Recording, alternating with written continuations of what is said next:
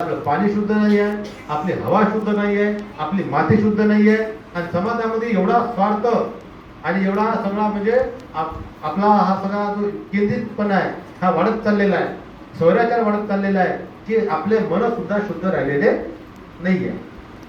अशा परिस्थितीमध्ये आपल्याकडे एक फार मोठं दायित्व येते की ह्या गोष्टी यांना आताच आपण सांगितल्या पाहिजे, आताच त्यांना आपण हे शिकवलं पाहिजे.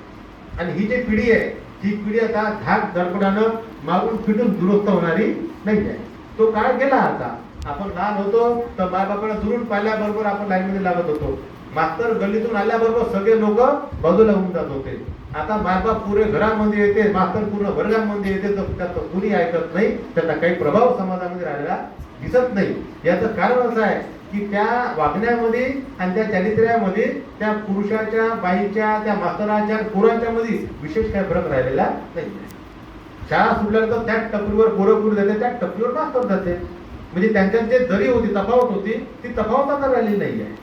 घरी बसून आपण टीव्ही पाहतो, अर्धवट कपडे घातलेल्या त्या हिडीस पोरं, पोरी, बाया, माणसं त्याच्यामध्ये त्या नाचतात, आणि ते पोरगाय पाहते, पोरगी पाहते, बाय पाहते, बापय पाहते. त्यांना माहिती आम्ही सगळे एकाच मायातल्या म्हणी आहोत, इथं कोणी कमी नाही आणि कोणी जास्त नाही. त्याच्यामुळे प्रेस्टिज पॉईंट जो आहे किंवा जो प्रभाव आहे किंवा जो दबाव आहे हा राहण्याचा प्रश्न येतच नाही.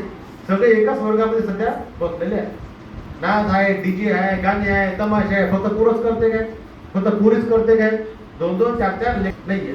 तर समाजाची अशी विचित्र परिस्थिती आहे की दायित्व, नेतृत्व ह्या सगळ्या गोष्टी आता म्हणजे लोप पावलेल्या आहेत. आणि याला उजागर करण्याकरता या मुलांमध्ये हे शिक्षण टाकणं अत्यंत महत्वाचं आहे.